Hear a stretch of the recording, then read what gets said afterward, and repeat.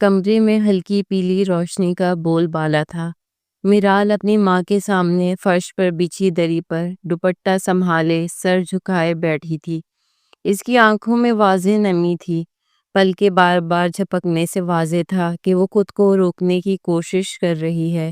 بینش بیگم جو خود سادہ سی پرانی شال والا جوڑا پہنے ساتھ والے تکیے سے ٹیک لگائے بیٹھی تھی، گہری سانس لے کر بولی، کیوں اداس ہو رہی ہو بیٹا؟ اگر ماموں نے کچھ کہہ دیا تو کون سی قیامت آ گئی؟ کب سے دیکھ رہی ہوں تمہیں بالکل چپ چاپ بیٹھی ہو۔ اچھی طرح جانتی ہو میرال، میری طبیعت ٹھیک نہیں رہتی۔ اگر تم اس طرح کرو گی تو میں کیسے سکون پاؤں گی؟ خدا کے لیے بیٹا خود کو سنبھال لو۔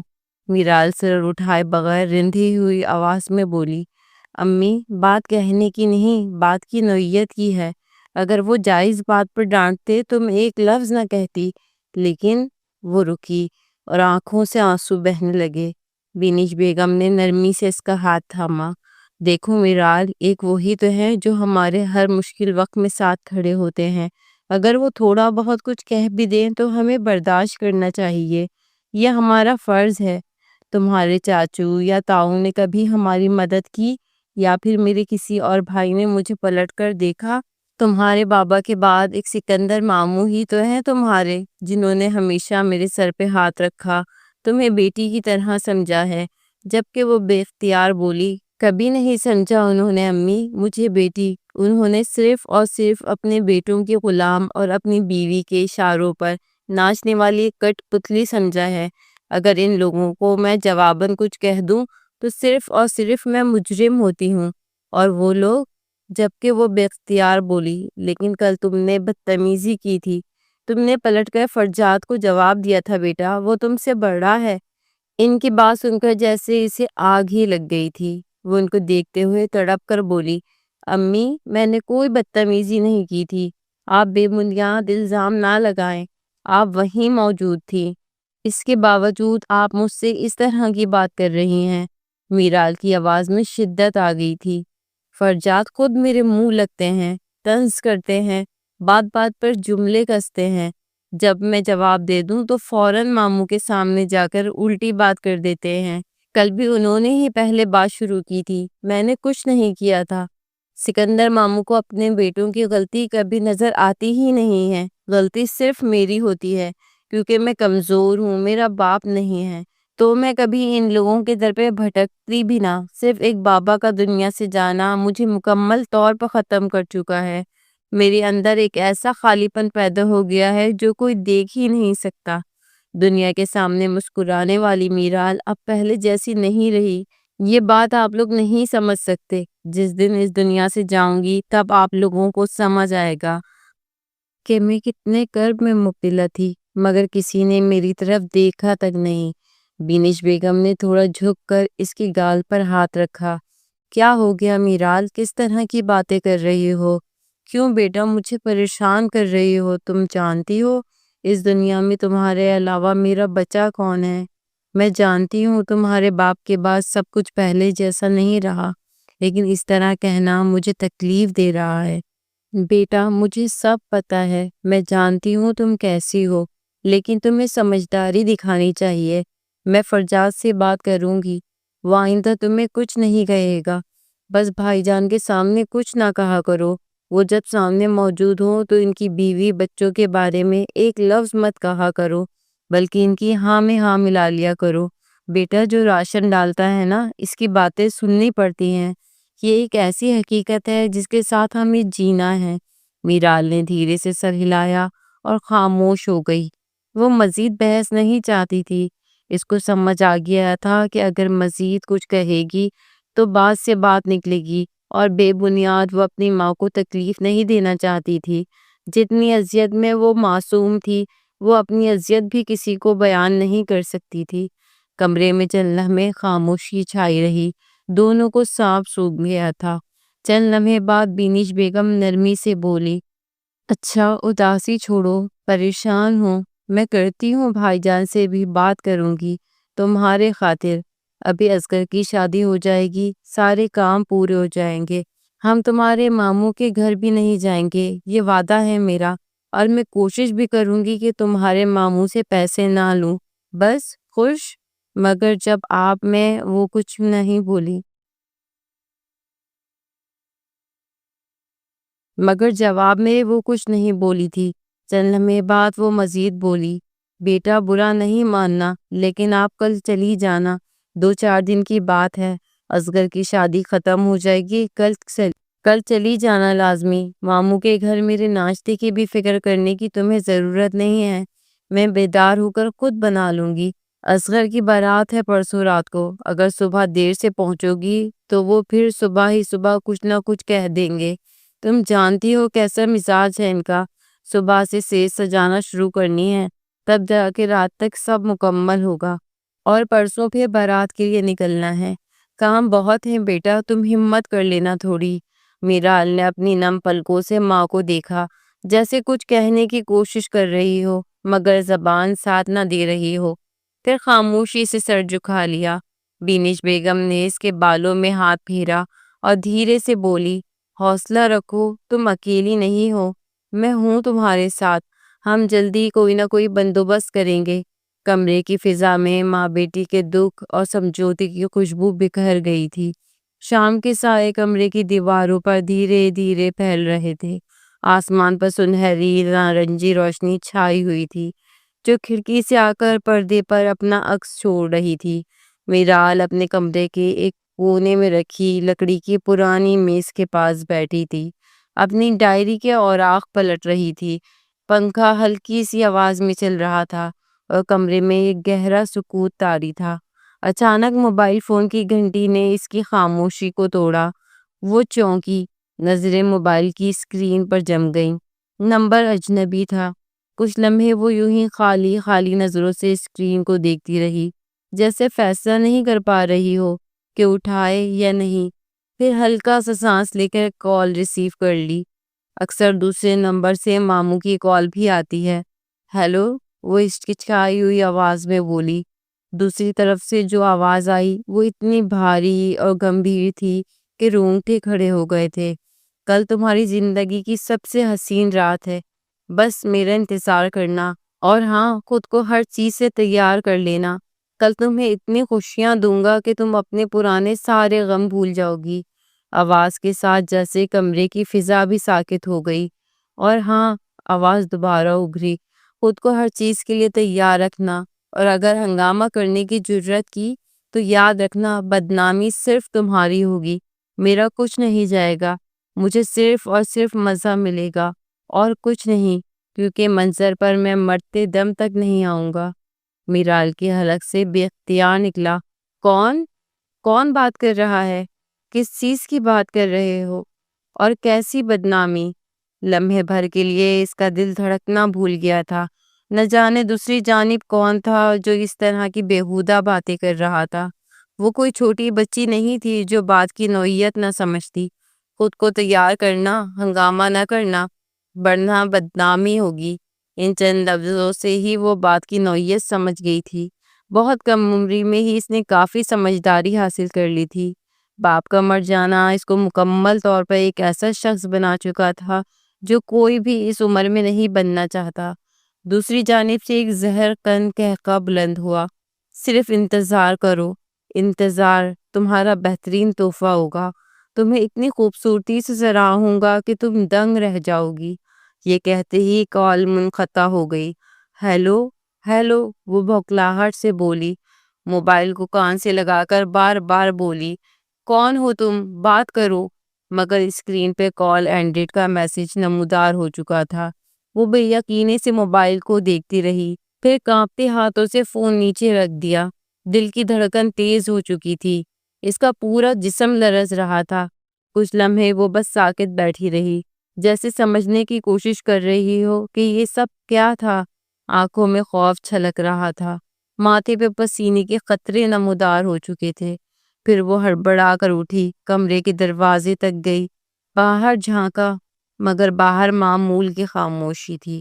وہ واپس آ کر پلنگ پر بیٹھ گئی، فون کی اسکرین دوبارہ چیک کی، نمبر پھر سے نوٹ کیا، مگر وہ صرف ایک انجان نمبر تھا، نہ کوئی شناخت، نہ کوئی تفصیل۔ لیکن ان باتوں نے اس کا سکون غارت کر دیا تھا۔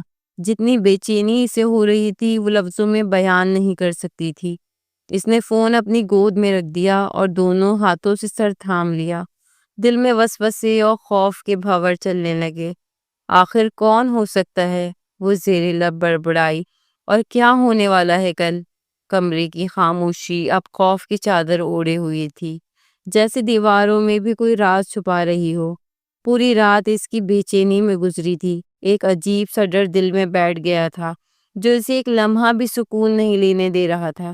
کافی دیر بعد اس کو نیند آئی تھی، مگر نیند میں بھی کافی بار وہ سہم کر جاگ گئی تھی۔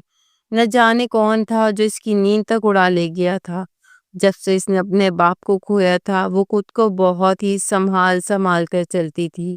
اسے معلوم تھا کہ اگر اب وہ ایک قدم بھی لڑکھڑائی تو اسے سنبھالنے والا کوئی نہیں ہوگا، صرف اور صرف تماشائی ہوں گے جو اس کی ذات کا مذاق بنائیں گے، اور وہ نہیں چاہتی تھی کہ خود کی وجہ سے اپنی ماں کو رلائے۔ وہ ایک ڈائبٹک پیشنٹ تھی جن کی طبیعت کو لے کر وہ ہر وقت ہلکان رہتی تھی۔ وقت دھیرے دھیرے گزرتا جا رہا تھا۔ صبح کی روشنی چاروں جانب پھیلنا شروع ہو گئی تھی۔ رات دیر سے سونے کے باعث اس کی آنکھ بھی کافی دیر سے کھلی تھی۔ وہ ہڑبڑا کر جاگی تھی۔ اسے صبح صبح کوٹھی پر پہنچنا تھا، لیکن رات دیر سے سونے کے باعث آنکھ بھی کافی دیر سے کھلی تھی۔ وہ فوراً ہی تیار ہو کر ہڑبڑی میں باہر آئی تھی اور ناشتہ کیے بغیر ہی محض اماں کو اطلاع دیے وہ فوراً کوٹھی کی جانب روانہ ہو گئی تھی۔ سورج پوری آب و تاب سے چمک رہا تھا، مگر شہر کی گرم روشنی اس بڑی سی کوٹھی کے برآمدے میں پہنچتے ہی کسی سنجیدہ سکوت میں بدل گئی تھی۔ میرال آہستگی سے گیٹ کے اندر داخل ہوئی۔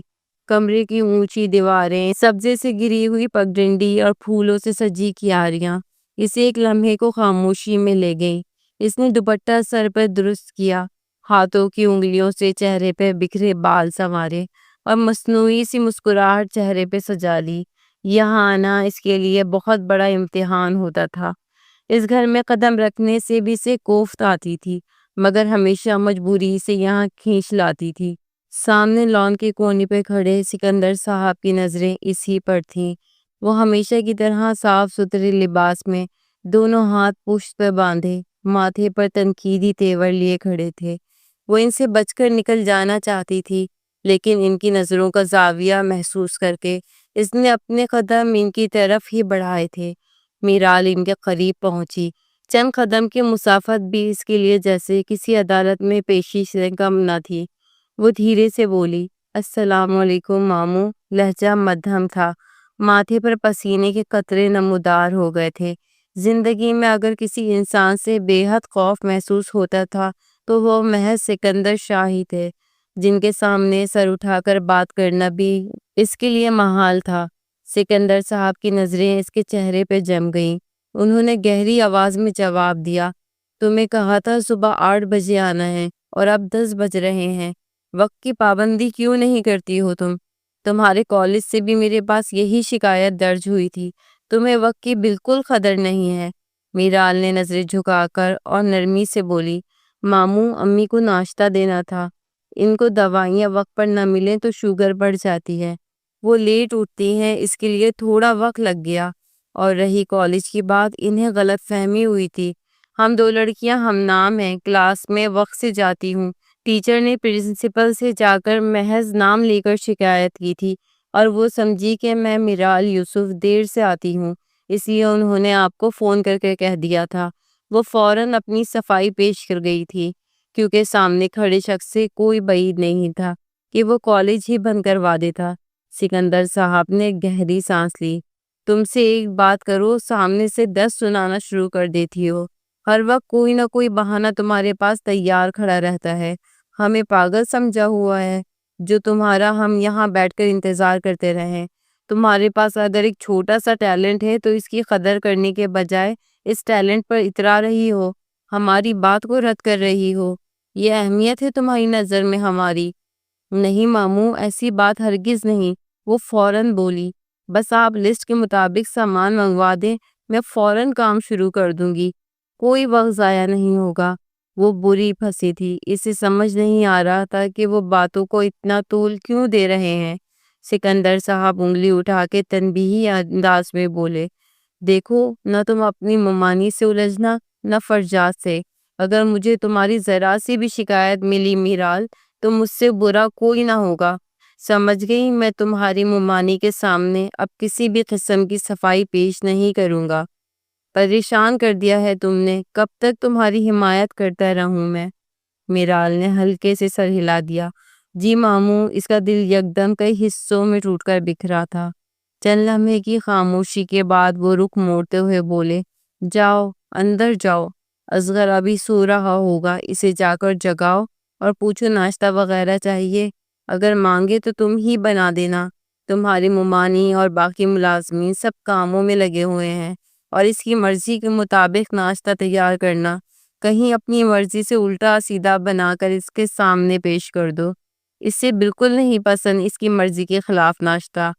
جی ماموں، ابھی دیکھتی ہوں، وہ دھیرے سے کہہ کر اندر کی طرف بڑھ گئی۔ وہ رکی ہی نہیں تھی، اسے معلوم تھا کہ اگر ٹھہری تو مزید باتیں سننے کو ملیں گی۔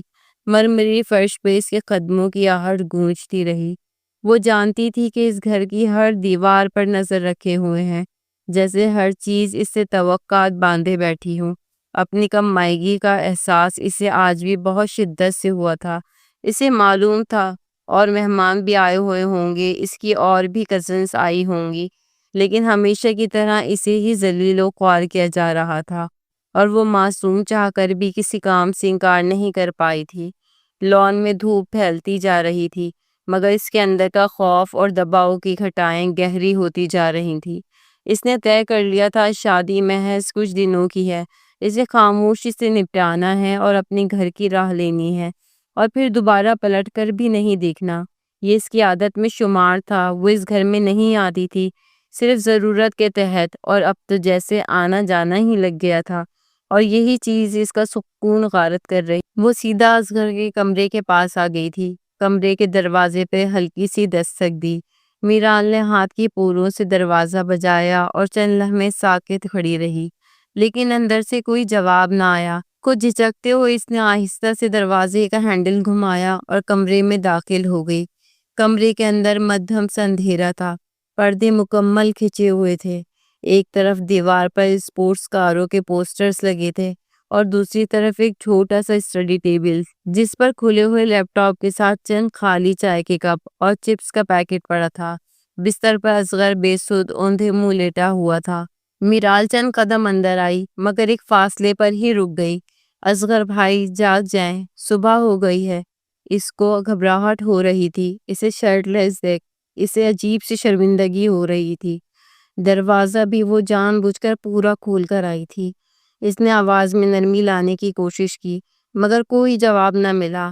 بھائی اٹھ جائیں پلیز، مجھے کام بھی دیکھنا ہے، سیج سجانی ہے، وہ پھر بولی، لیکن اصغر کی جانب سے کوئی جنبش تک نہ ہوئی۔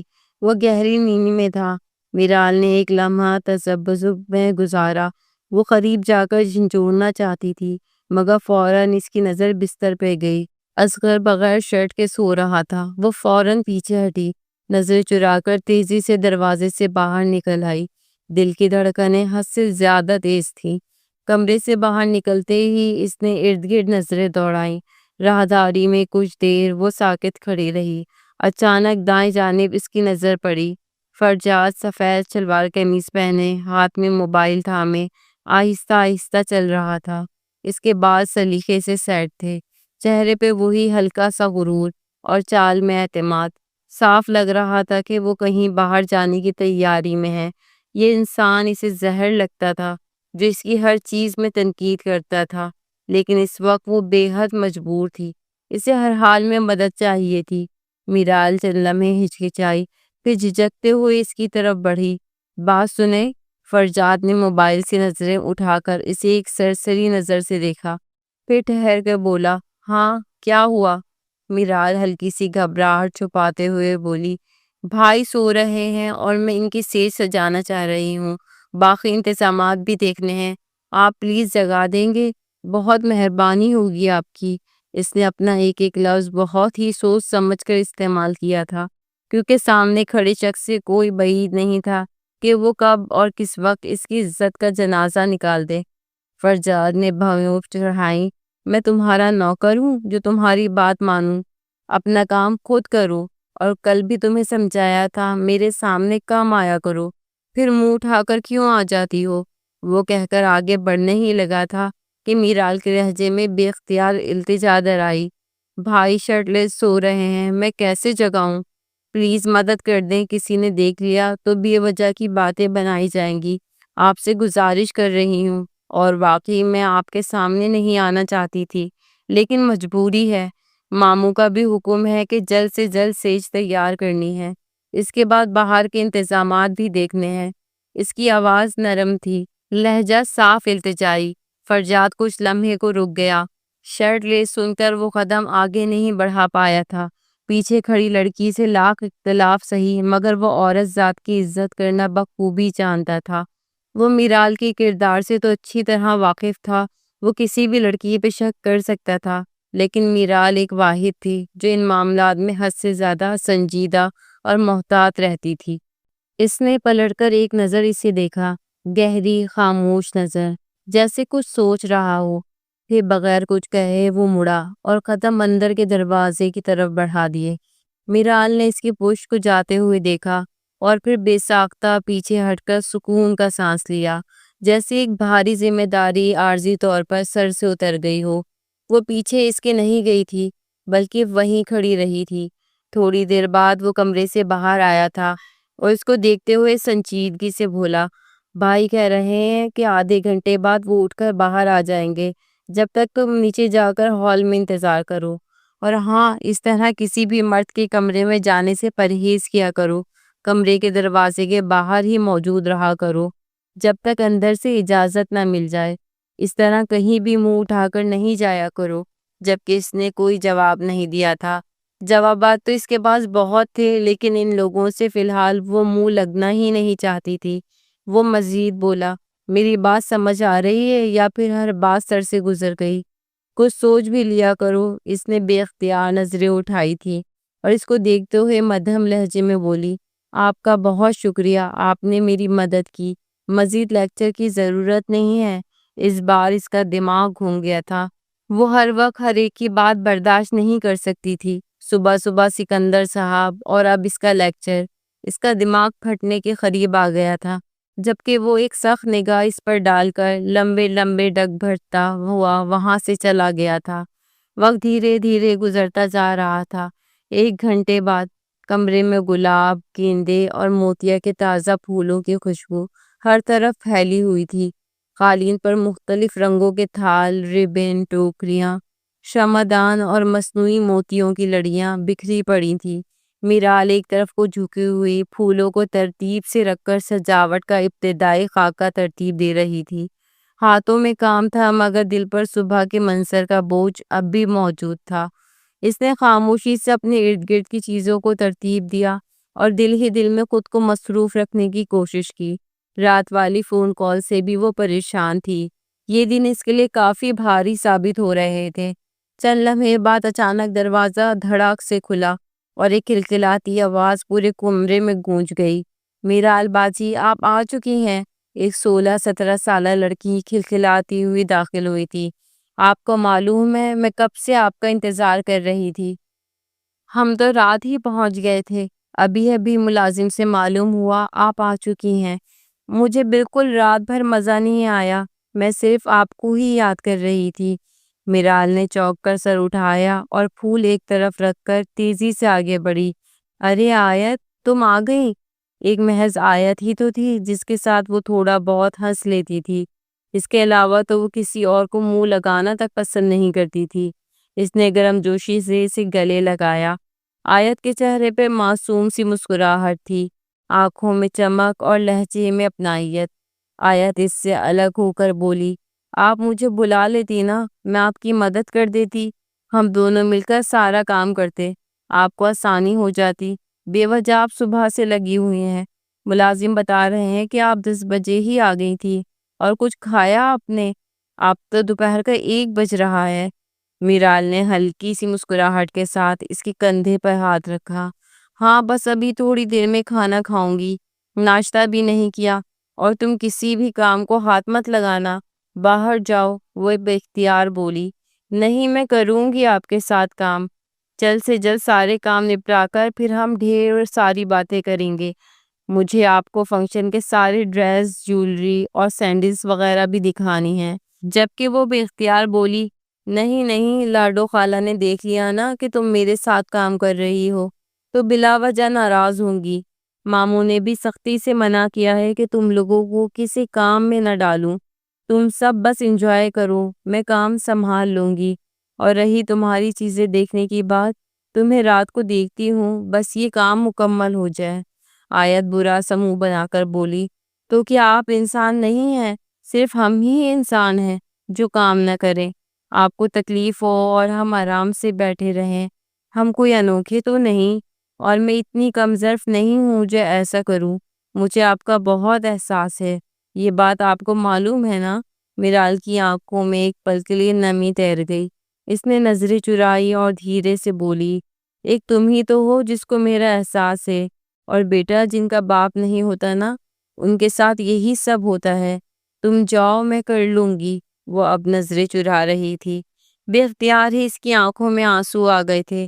ایک بار پھر کم مائگی کا احساس اسے شدت سے ستانے لگا تھا۔ آیت آگے بڑھ کر ضدی لہجے میں بولی، ہرگز نہیں، میں اپنی باجی کی مدد ضرور کروں گی، چاہے امی کچھ بھی کہیں۔ اور ویسے بھی امی آپ کے ساتھ رہنے سے منع نہیں کرتی، بلکہ مجھے تاکید کرتی ہیں کہ میں آپ جیسی بنوں، کام کرنے والی، سب کی بات سننے والی، پڑھائی میں اچھی۔ جبکہ وہ دھیما مسکرا گئی تھی۔ اس نے تھکی ہوئی مگر محبت بھری مسکراہٹ کے ساتھ سر ہلایا۔ چلو پھر یہ موتیا کے ہار ان ٹوکریوں میں سجا دو، میں باقی ریبن کاٹتی ہوں، تم زیادہ بھاری کام مت کرنا، بس چھوٹے موٹے کر دو، باقی میں دیکھ لوں گی۔ دونوں لڑکیاں اپنے اپنے کاموں میں مصروف ہو گئیں۔ کمرہ اب زندگی سے بھر گیا تھا۔ دو الگ سانسیں، دو الگ عمر کی لڑکیاں، لیکن ایک ہی مقصد کے ساتھ جٹی ہوئی تھی۔ اچانک آیت کی نظر پیچھے دروازے کی طرف گئی۔ وہ چونک کر بولی، بھائی آپ یہاں؟ کچھ چاہیے آپ کو؟ میں مدد کروں آپ کی؟ میرال نے مڑ کر دیکھا، دروازے پر فرجاد کھڑا تھا، سفید قمیص شلوار میں، بال قدرے بکھرے اور چہرے پر تھوڑی سی الجھن۔ یقیناً وہ کچھ لینے آیا تھا، اور شاید ان کی باتیں بھی سن چکا تھا۔ چہرے کے زاویے صاف بتا رہے تھے۔ وہ جلدی سے بولا، ہاں میں چارجر لینے آیا تھا، شاید بھائی ساتھ ہی لے گئے ہیں۔ تم لوگ کام کرو، میں دیکھتا ہوں جا کر۔ یہ کہہ کر وہ ایک نظر دونوں پر ڈال کر پلٹ گیا۔ دونوں ایک پل کو خاموش ہوئی تھی۔ میرال کا دل لمحے بھر کے لیے دھڑکنا بھول گیا تھا۔ کہیں اس نے میری باتیں تو نہیں سن لی؟ یہ احساس ہی اسے خوف میں مبتلا کر گیا تھا، لیکن وہ اپنا دل سنبھال چکی تھی۔ اگر سن لیا تو سن لی، میں نے کوئی غلط بات نہیں کی۔ وہ دوبارہ پھولوں میں مصروف ہو گئی۔ کمرے میں پھر وہی خوشبو، ہلکی باتیں اور سجاوٹ کا رنگ پھیلنے لگا تھا، لیکن میرال کا دماغ وہیں اٹکا ہوا تھا۔ کیا واقعی اس نے کچھ سنا ہوگا؟ کہیں وہ الٹا سیدھا جا کر ماموں کو دوبارہ نہ کہہ دے۔ اس میں ہمت نہیں تھی وہ دوبارہ ان کی باتوں کا سامنا کرتی۔ دن کا اجالا اپنے پورے جوبن پر تھا۔ سورج کی روشنی گارڈن کے سبزہ زار پر چمک رہی تھی۔ گھاس تر و تازہ تھی، کناروں پہ لگے پھولوں کے پودے ہوا کے نرم جھونکوں کے ساتھ ہل رہے تھے۔ کچھ فاصلے پر بانس کی کرسیاں اور شامیانے لگائے جا چکے تھے، جہاں شام کی تقریب ہونی تھی۔ کاریگر اپنی اپنی جگہ مصروف تھے۔ کوئی روشنیوں کی وائرنگ چیک کر رہا تھا، کوئی پھولوں کے گلدستے ترتیب دے رہا تھا۔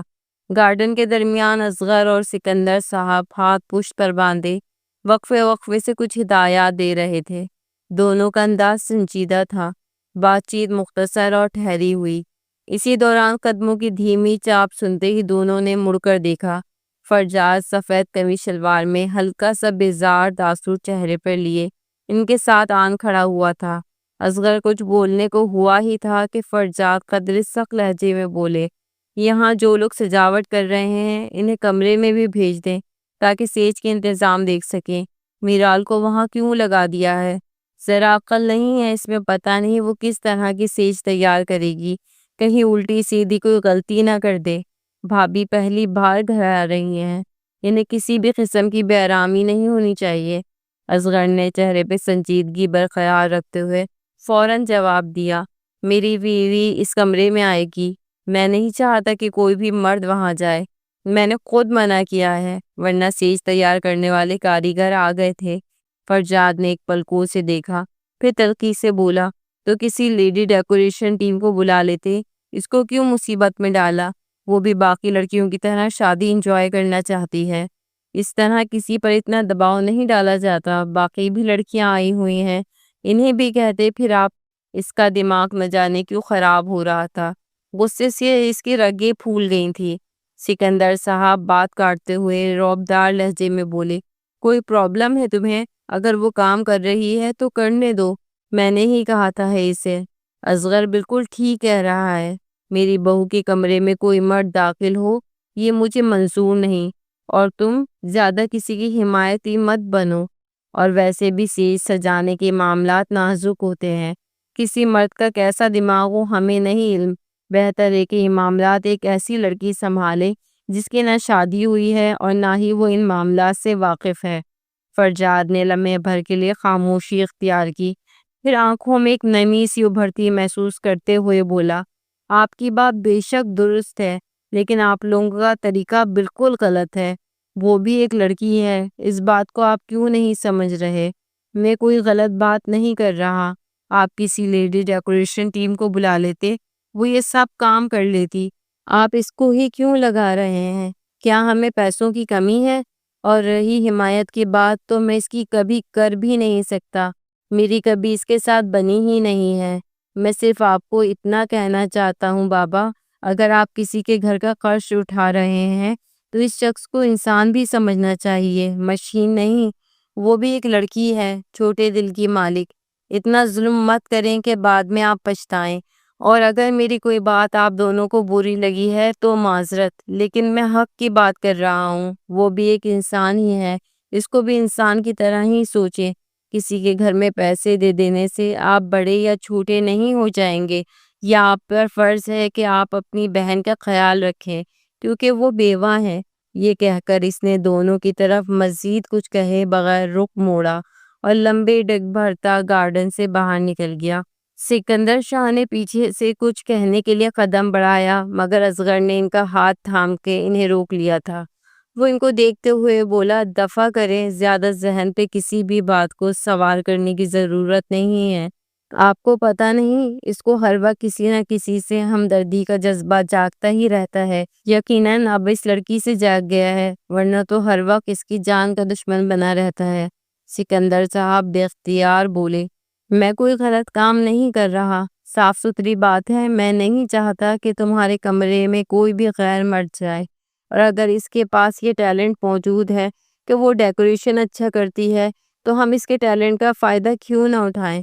بے وجہ کیوں اپنے پیسے ویسٹ کریں؟ اس نے بھی سر کو ہلکی سی جنبش دی تھی، جبکہ دوسری جانب فرجاد کے ذہن میں ابھی تک میرال کے وہ الفاظ گونج رہے تھے، جن کا باپ نہیں ہوتا نا، ان کے ساتھ یہی سب ہوتا ہے۔ یہ جملہ جیسے دل میں چپ گیا تھا۔ اس نے ہمیشہ اسے سخت، ضدی اور زہر لگنے والی لڑکی سمجھا تھا، مگر آج پہلی بار اس کے دکھ کا اندازہ ہوا تھا۔ دل کے کسی کونے میں ہلکی سی کسک اٹھی تھی، رحم اور پشیمانی کی۔ وہ واقعی اس کی تکلیف اندر تک محسوس کر رہا تھا۔ ایک لمحے کے لیے دل کیا جا کر اسے روک دے، خود ڈیکوریشن ٹیم کو بلا لے، مگر سر جھٹک دیا تھا۔ اگر مزید وہ حمایتی بن کر آگے بڑھے گا تو نہ جانے کہیں کوئی الزام ہی نہ لگ جائے، کیونکہ جس خاندان میں وہ لوگ بڑے ہو رہے تھے، ہر طرف احتیاط بے حد ضروری۔ اصغر کے کمرے میں ہلکی پیلی روشنی پھیل رہی تھی، دیواروں پر لگا ہلکا گلابی رنگ اور کونے میں رکھے تازہ گلاب کے پھول ایک نرم سا منظر پیش کر رہے تھے۔ وہ زمین پر دو زانوں بیٹھی بڑے اہتمام سے سیج کے کونے پر گلاب کی پتیاں ترتیب دے رہی تھی۔ نرم خوشبو فضا میں رچھی ہوئی تھی، ہر چیز میں سادگی اور اخلاص چھلک رہا تھا۔ اس کے ہاتھ نرمی سے پھولوں کو سہلا رہے تھے کہ پیچھے سے دروازہ چرچرایا۔ کمرے کا دروازہ کھلا اور نازیہ بیگم اندر داخل ہوئیں۔ انہوں نے کمرے میں ایک سرسری نگاہ ڈالی اور پھر سینے پر ہاتھ باندھتے ہوئے ایک تنقیدی انداز میں بولی، صحیح بول رہے تھے سکندر، تمہیں اچھا کام آتا ہے ویسے۔ اچھا لگ رہا ہے، لیکن اور بہتر انداز سے سجاؤ۔ میری بڑی بہو کا کمرہ ہے یہ، کسی بھی قسم کی کمی نہیں رہنی چاہیے۔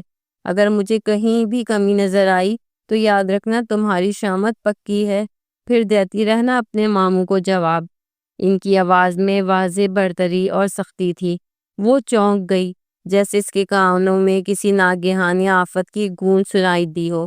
وہ فوراً کھڑی ہوئی اور سر پر دوپٹہ جما کر ادب سے سلام کیا، لیکن نازیہ بیگم نے اس کے سلام کو یکسر نظر انداز کرتے ہوئے صوفے پہ بیٹھنے کا اہتمام کیا، جیسے کسی خادمہ کا سامنا ہو۔ وہ ایسی ہی تھی، خود کو برتر اور سامنے موجود میرال اور بینش بیگم کو ہمیشہ کمتر محسوس کرواتی تھی۔ یہ عادت ان کی شروع سے تھی۔ وہ خاموشی سے سر جھکائے سامنے کھڑی تھی۔ اس کے دل میں ایک بے نام سا خوف ابھر رہا تھا۔ جانتی تھی اگر اس خاتون نے کچھ بھی گڑبڑ دیکھی تو یقیناً وہ ماموں کے کان ضرور بھریں گی۔ اسی لیے وہ ادھر ادھر نظر دوڑا کر ہر ایک چیز کا جائزہ لے رہی تھی۔ اب بھی کافی کام رہتا تھا، اسی لیے اسے سکون بھی تھا۔ اس کی نظریں دائیں جانب تھی جب ان کی آواز اس کے کانوں کے پردوں سے ٹکرائی تھی۔ اور ہاں لڑکی، میرے بیٹوں سے دور رہا کرو، سمجھ آئی تمہیں؟ اور گھر کے مہمانوں سے بھی ملازم بتا رہے تھے کہ تم نے آیت سے کام کروایا ہے۔ وہ یہاں مہمان ہے، ملازمہ نہیں۔ ان کے جملے نے جیسے کمرے کی فضا کو منجمد کر دیا۔ وہ چونک کر ان کی طرف دیکھنے لگی، نظریں الجھی نہیں مگر خفا بھی نہ ہوئی۔ اس کے دل پر گہرا وار ہوا تھا۔ کیا وہ ملازمہ تھی؟ کیا وہ مہمان نہیں تھی؟ بے اختیار اس کے دل میں ایک عجیب سی بے چینی پیدا ہوئی تھی، مگر وہ خاموش رہی۔ نازیہ بیگم نے پھر ایک تیر سے جملہ داغا، اپنے دکھ کسی اور کو جا کے سنایا کرو۔ اگر آئندہ فرجات کے آس پاس بھی تم مجھے نظر آئیں تو مجھ سے برا کوئی نہیں ہوگا۔ اس بار وہ بری طرح چونک گئی تھی۔ آیت کی بات جیسے دماغ سے فوراً اڑن چھو ہوئی تھی، اور یہ نئی بات اس کا سکون غارت کر گئی تھی۔ وہ ہونک بنی ان کی طرف دیکھتی رہی، لب تھر تھرا کر ہلے۔ نہیں ممانی، میری تو ان سے ملاقات بھی نہیں ہوئی۔ بس صبح ابھی وہ وضاحت دے ہی رہی تھی کہ نازیہ بیگم کا لہجہ کاٹدار ہو گیا۔ تمہارے ماموں بالکل درست کہتے ہیں، تم سے ایک کہو بدلے میں تم 10 سناتی ہو۔ لیکن میں تمہاری ماموں نہیں ہوں، ان کی بیوی ہوں۔ مجھ سے بحث کرنے کی ضرورت نہیں ہے۔ اپنا کام کرو، اپنے کام پر ہی دھیان دو۔ ہمارے ٹکڑوں پہ پلتی ہو تم، یہ بات یاد رکھنا۔ آئی بڑی میرے بچوں کو بھڑکانے والی۔ دور رہنا میری دونوں اولادوں سے، ورنہ تمہارا بندوبست ایسا کروں گی کہ پچھتاؤ گی۔ کتنی بڑی غلطی کی ہے تم نے، وہ سخفاکیت سے بولی تھی۔ بے شک سکندر شاہ اسے ڈانٹتے تھے، ہر بات پر سنا دیتے تھے، لیکن کبھی بھی انہوں نے اس طرح اسے تانا نہیں دیا تھا کہ تم میرے ٹکڑوں پر پلتی ہو یا پھر میرے بیٹوں سے دور رہو۔ جیسے ہی آخری جملہ گونجا، نازیہ بیگم غصے سے پیر پٹکتی کمرے سے باہر نکل گئی۔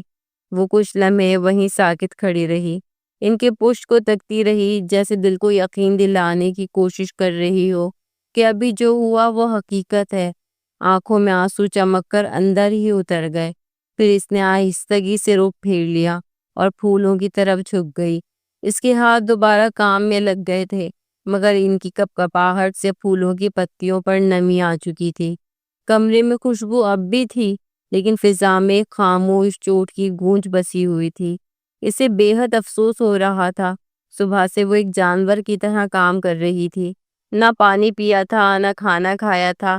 بس ایک ہی مقصد تھا کہ جلد سے جلد ان کا کام پورا کر کے وہ واپس گھر جا سکے، جبکہ وہاں کے لوگ اس کا شکریہ ادا کرنے کے بجائے اسے ہی الٹا غلام، ٹکڑوں پر پلنے والی عجیب عجیب سے القابات سے نواز رہے تھے۔ آنسو بے اختیار اس کے گال پر بہہ گئے تھے۔ اس نے بہت کوشش کی تھی کہ وہ نہ روئے، لیکن وہ بھی ایک حساس دل رکھتی تھی۔ کسی یتیم کا دل نہیں دکھانا چاہیے، کیونکہ جب ان کے دل سے آہ نکلتی ہے تو اگلا شخص برباد ہوتے ہوئے وقت نہیں لیتا۔ اس نے خاموشی سے اب صفائی شروع کی تھی۔ کافی کام باقی رہ گیا تھا، لیکن وہ ہر کام سلیقے سے کرنے کی عادی تھی۔ اسے بالکل بھی پھیلاوا اچھا نہیں لگ رہا تھا۔ کچھ ہی دیر میں اس نے کافی حد تک کام نپٹا دیا تھا۔ اصغر کا پورا کمرہ نرم روشنیوں میں نہایا ہوا تھا۔ سفید اور سنہری رنگ کے پردے کھڑکیوں پہ نیم وا تھے۔ بستر کے ارد گرد مہکتے پھولوں کی پتیاں بکھری ہوئی تھی۔ اور ماحول میں ایک عجیب سی خاموشی اور سنجیدگی کھلی ہوئی تھی۔ وہ نرم لحاف پر بیٹھی آنکھوں سے کمرے کا جائزہ لے رہی تھی، جیسے ہر شے کو اپنے اندر جذب کر رہی ہو۔ اچانک دروازے پہ ہلکی سی دستک ہوئی، پھر ایک ملازمہ کھانے کی ٹرے اور جوس کا گلاس لیے اندر داخل ہوئی۔ بی بی جی، یہ آپ کا کھانا ہے، سب باہر کھانا کھا چکے ہیں، آپ چاہیں تو کھانے کے بعد چلی جائیں یا پھر آرام کر لیں۔ وہ فوراً بولی، ہاں دے دیں، مجھے واقعی بھوک لگی ہے، کھا کر نکلنا ہے، امی انتظار کر رہی ہوں گی۔ ملازمہ نے خاموشی سے ٹرے اس کے سامنے رکھی اور واپس چلی گئی۔ وہ بستر پر ہی بیٹھ کر کھانے لگی، سادگی سے پلیٹ میں نوالا اٹھا کر منہ میں رکھتی جاتی، جیسے کئی دنوں کی تھکن اتار رہی ہو۔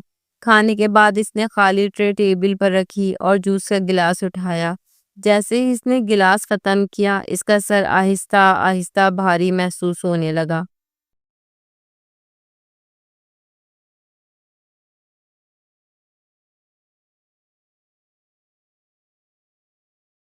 شاید تھکن کی وجہ سے ہے، وہ خود سے بڑبڑائی، مگر قدم بے اختیار بستر کی طرف اٹھنے لگے۔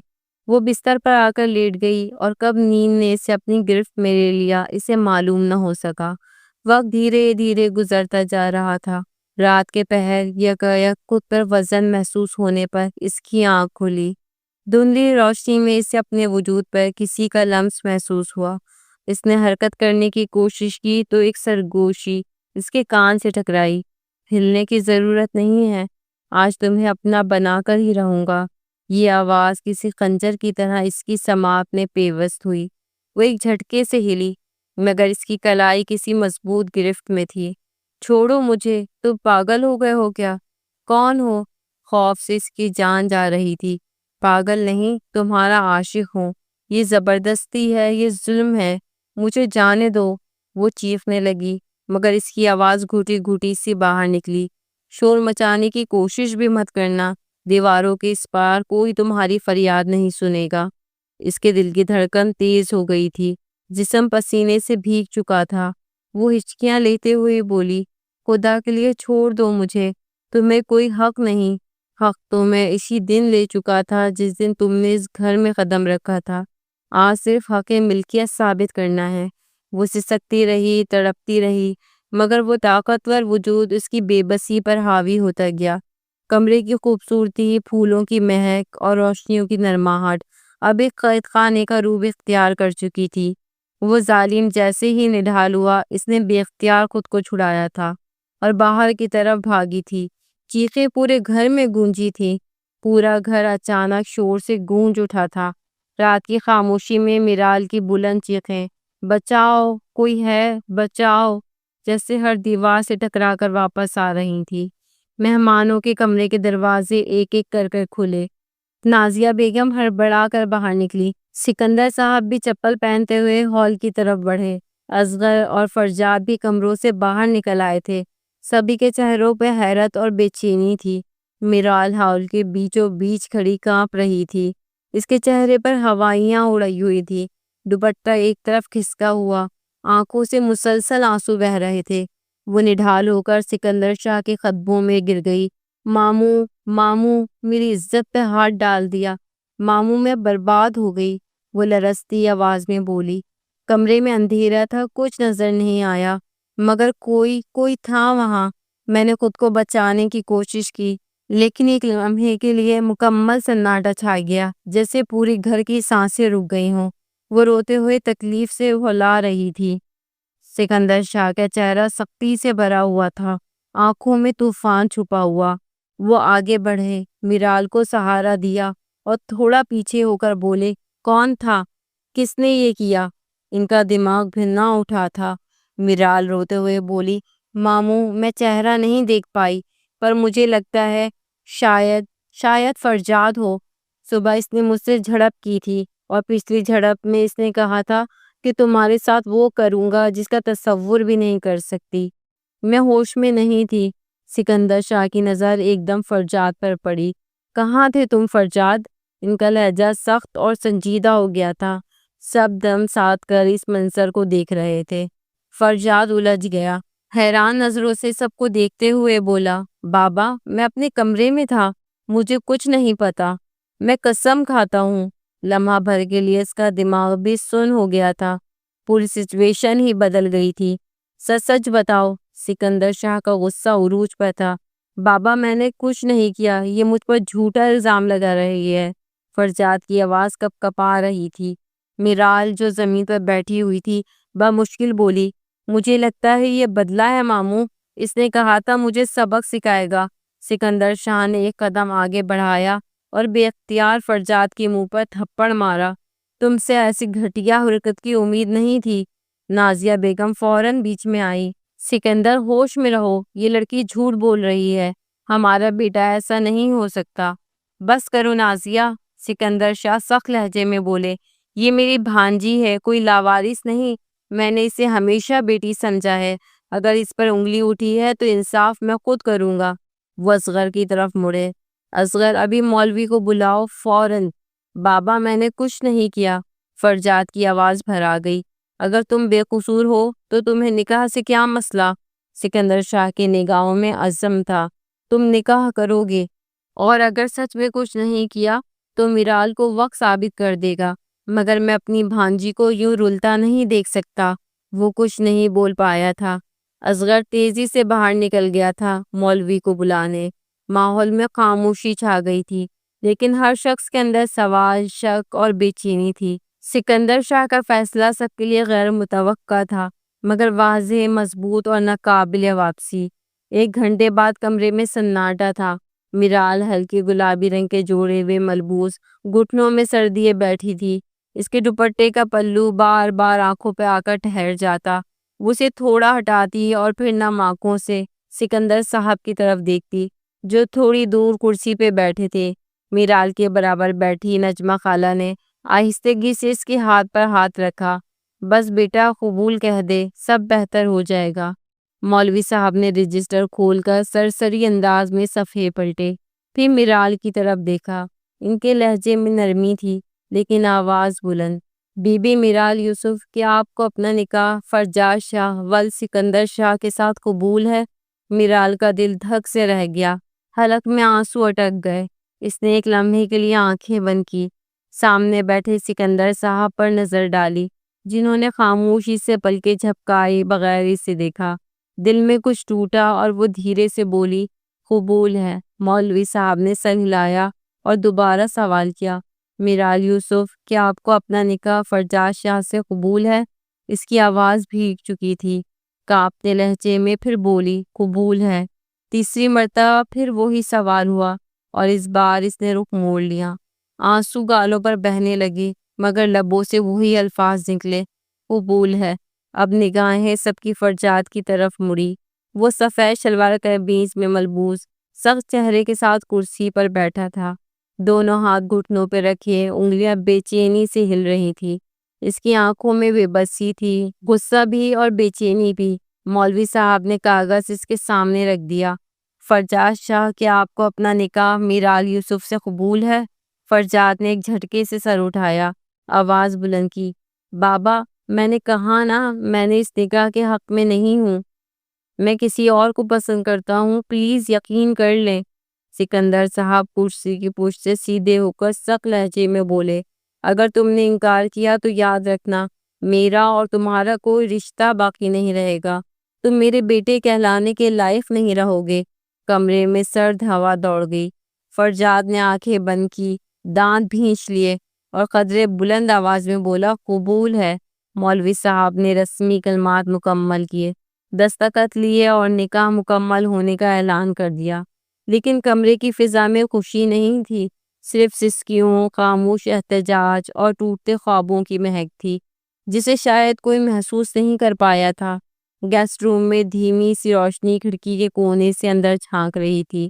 دیوار کے ساتھ رکھا صوفہ خالی تھا اور میرال قالین پر سمٹی بیٹھی تھی۔ اس کی آنکھوں کے گرد ہلکے اور چہرے کی زردی رات کے خوفناک لمحوں کی گواہی دے رہے تھے۔ گھڑی کی ٹک ٹک اور دل کی دھڑکن جیسے ایک ساتھ گونج رہی تھی۔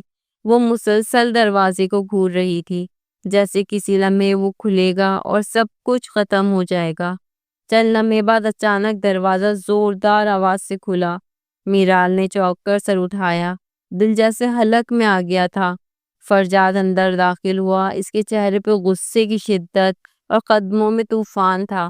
وہ تیزی سے چلتا ہوا اس کے قریب آیا۔ تمہاری ہمت کیسے ہوئی رات مجھ پر الزام لگانے کی؟ وہ گھبرایا۔ میرا لڑکھڑاتی ہوئی کھڑی ہوئی، اس کے ہونٹ کانپے مگر آواز واضح تھی۔ اونچی آواز میں بول کر آپ میرے الزام کو دبا نہیں سکتے۔ وہ محض الزام نہیں تھا، وہ حقیقت تھی۔ آپ ہی میرے گناہ گار ہیں۔ فرجاد کی آنکھوں میں شعلے بھڑک اٹھے۔ وہ ایک قدم آگے بڑھا۔ اتنے یقین سے کیسے کہہ سکتی ہو؟ رات کے اندھیرے میں تمہیں کیسے پتا چلا کہ وہ میں تھا؟ اس کی آواز بجلی کی گرج جیسی تھی۔ میرال کی آنکھوں سے آنسو ٹپکنے لگے۔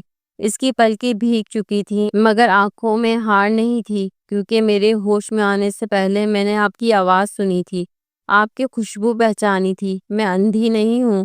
رونا بند کرو، فرجاد نے سختی سے کہا۔ الزام واپس لو ورنہ یاد رکھو، سہاگ رات کو وہ حشر کروں گا کہ ساری زندگی یاد رکھو گی۔ میرحال نے خود کو سنبھالتے ہوئے ایک قدم پیچھے لیا مگر نظریں نہیں جھکائی۔ جو کرنا ہے کر لیں، میں الزام واپس نہیں لوں گی۔ آپ نے جو کیا اس کا بوجھ اب آپ کو ہی اٹھانا ہے۔ فرجاد کا چہرہ تن گیا۔ وہ تیزی سے آگے بڑھا اور میرال کا بازو زور سے پکڑ لیا۔ یہ فیصلہ اب وقت کرے گا، تم نہیں۔ یہ کہہ کر اس نے اسے جھٹکے سے چھوڑا اور پلٹ کر دروازہ کھول کر باہر نکل گیا۔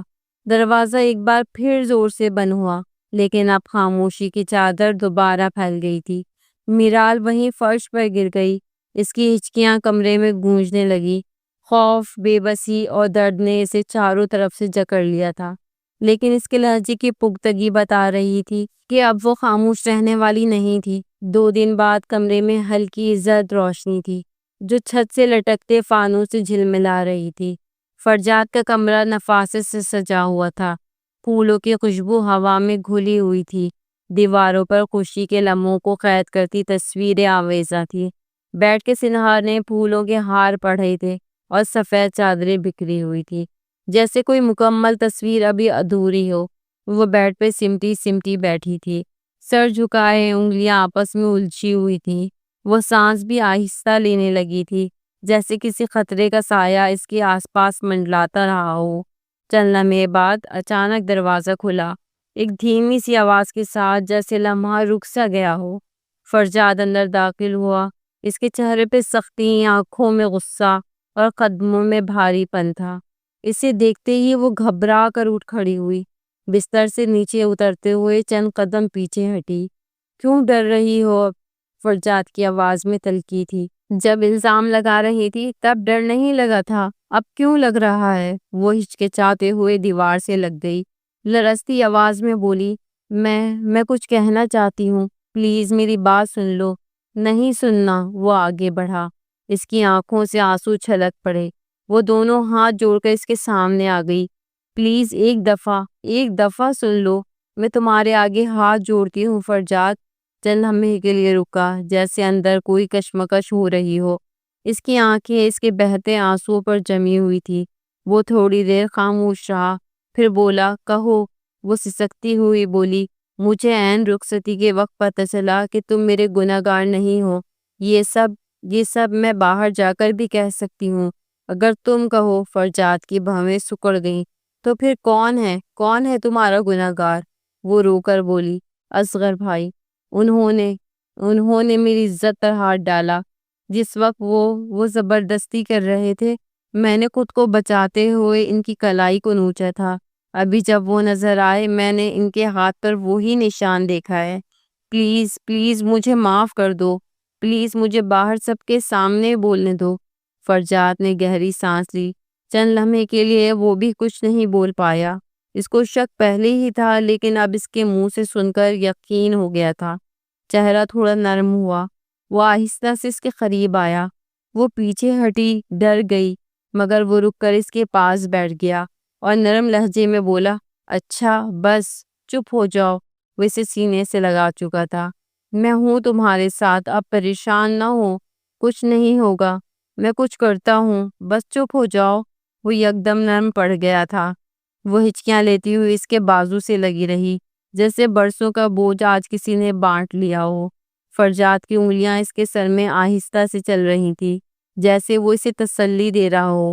وہ اس کی سانسیں پہلی بار کسی پناہ میں محفوظ محسوس کر رہی تھی۔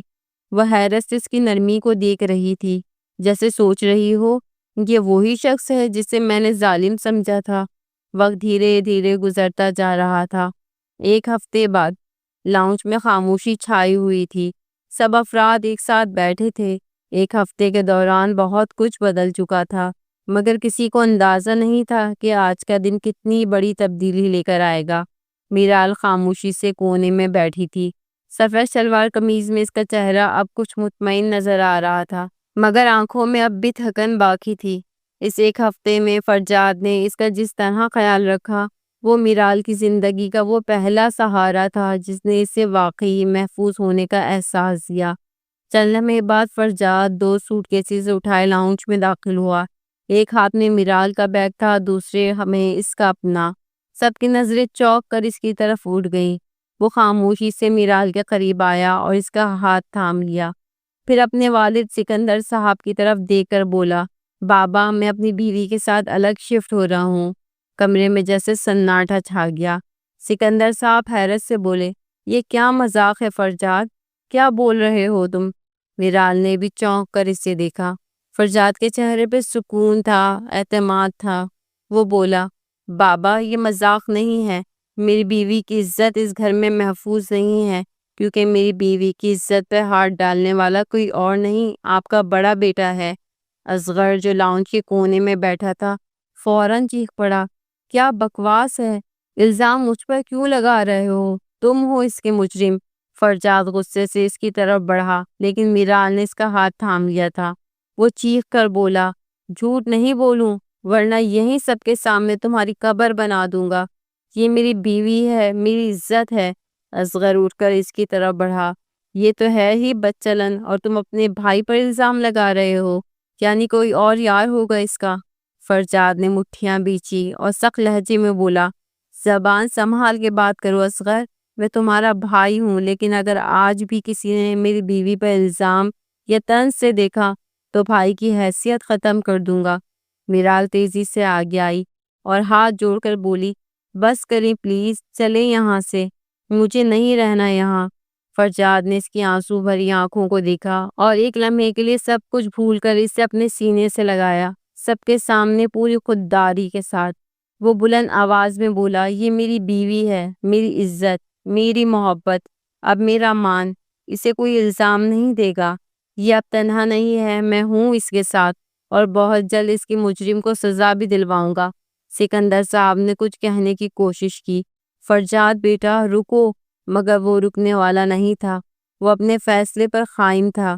اپنی بیوی کے ساتھ انصاف کرتے ہوئے وہ آگے بڑھ گیا تھا، لیکن اچانک ایک تھپڑ کی آواز پورے کمرے میں گونجی۔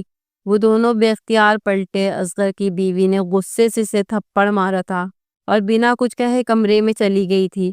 سکوت طاری ہو گیا تھا۔ میرال نے حیرت سے فرجاد کو دیکھا۔ وہ شخص جسے وہ کبھی سنگ دل سمجھتی تھی آج اس کا سب سے بڑا سہارا بن چکا تھا۔